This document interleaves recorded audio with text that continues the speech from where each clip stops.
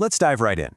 Forget your standard run-of-the-mill corporate security manual. Today, we're cracking open the actual strategic playbook the United Nations uses to keep operations running in literally the most dangerous places on Earth. We'll be looking directly at a strategic toolkit guide made for the UN's Under-Secretary General for Safety and Security. It's essentially the ultimate blueprint. How does a massive organization maintain a footprint, protect its people, and actually deliver vital aid when the entire environment around them is just falling apart? Well, that's exactly what this explainer is going to show us. We've taken this massive mandate and distilled it into 5 core sections. We'll cover 1. The ultimate security challenge.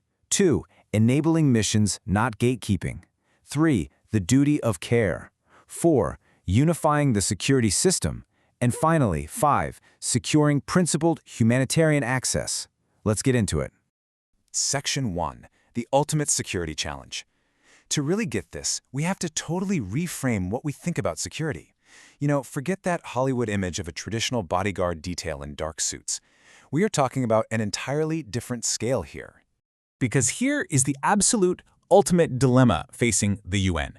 How do you secure operations in a place where literally everyone else is evacuating? Think about it. When a region descends into violent conflict, what happens? Most international businesses, NGOs, embassies, they pack up and get out. But the UN's mandate, delivering humanitarian aid, supporting human rights, trying to maintain peace, that mandate requires them to stay put. So how on earth do you maintain that footprint when the environment is completely chaotic? Well, it requires a radically different approach to risk.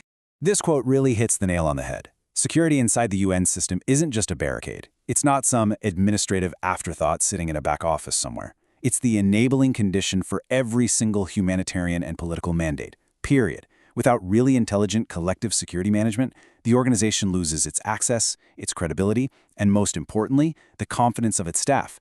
But when it's done right, that's what allows personnel to actually stay on the ground with the communities that need them the most. The true scale of this challenge really comes into focus when you look at today's threat landscape. We aren't just talking about a single traditional war zone anymore. Look at this list.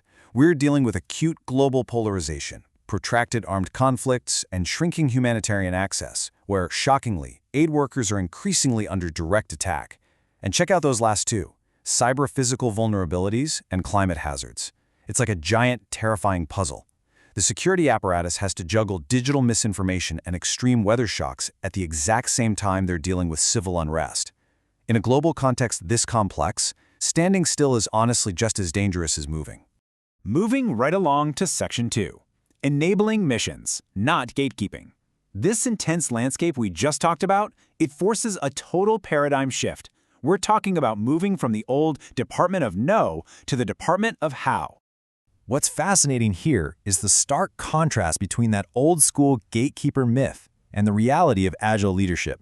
On the purely compliance-driven side, where you avoid all risk at the cost of the mission, means, sure, you might keep everyone perfectly safe by never ever letting them leave the compound, but guess what? You've completely failed the mandate. The shift is toward mission-enabled security. This is all about disciplined risk acceptance.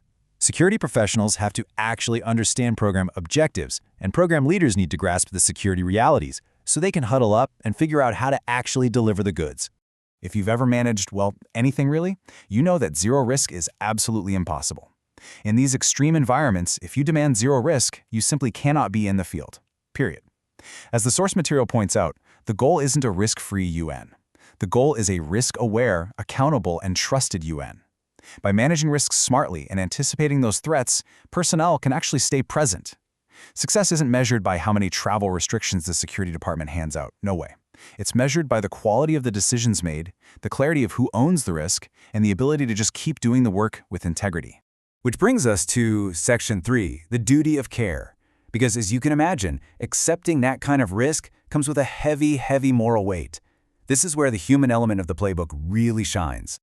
You see, duty of care isn't just some corporate buzzword, and it's definitely not just about protecting VIPs or visiting diplomats.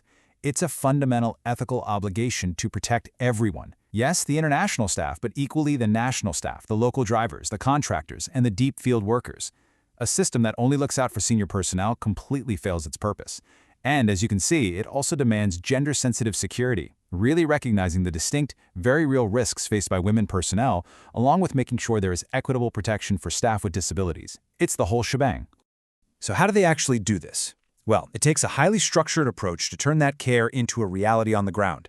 Step 1 is the physical stuff: safe movement, secure accommodations, protective measures. Step 2 is medical. You have to be totally prepared for casualty response and trauma care, especially in areas where local hospitals might literally be reduced to rubble. And step 3, which is just so absolutely crucial, is mental health and psychosocial support. Working under chronic stress day in and day out requires psychological safety and really clear family communication during crises. People need to know they aren't expendable. Moving on to Section 4, unifying the security system. Now, scaling that rigorous duty of care across thousands of people globally, that requires one incredibly delicate balancing act in governance.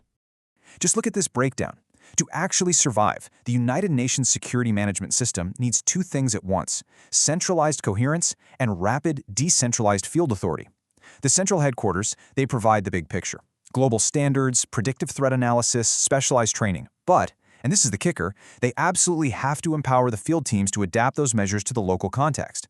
A security director on the ground needs the authority to make immediate, real-time crisis response decisions and build local trust. They simply can't wait for a committee thousands of miles away to rubber stamp their every move. This brings us to a harsh reality of field operations. If a policy isn't practical for a leader making a split-second decision under massive stress with barely any time and totally imperfect information, then that policy is frankly useless. The source material is super clear on this. The best security framework has to be concise, field-tested, and linked directly to decision tools. It can't be some massive, dense academic manual. It has to be actionable guidance for when the stakes are literally life or death. And that leads us right into Section 5, securing principled humanitarian access. This is really the climax of the playbook. It's where we translate all this massive security strategy directly into saved lives. The absolute key here is something called principled security advice. Because, UN security access isn't just about throwing up blast walls and driving around in armored cars. It is heavily, heavily reliant on diplomacy. Security diplomacy means you're navigating highly politicized, often chaotic environments without ever taking sides or losing sight of the humanitarian mission. The advice has to be totally evidence-based and impartial, ensuring it never compromises the core UN principles of humanity, neutrality, and independence. It's a real tightrope walk. So how do they actually maintain that access? By navigating some very specific relationships to keep those supply chains moving. It requires high-level engagement with host governments, sure, but also incredibly deep, localized efforts to build true community acceptance. You have to use preventative diplomacy to de-escalate tensions before they explode into violence. And all of this, every single conversation and negotiation, is done with one overarching goal: preserving humanitarian space. That's what ensures aid workers can actually reach the populations that desperately need help without getting dragged into the political conflict. Which brings us to the end of our explainer today.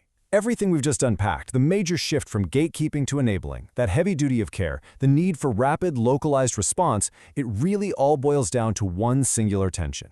How do we balance the absolute imperative to deliver life-saving aid with the immense ethical weight of putting human lives at risk? I want to leave you with this thought. Imagine being the executive holding the lives of your team in one hand and the very survival of a desperate, vulnerable community in the other. What decision would you make?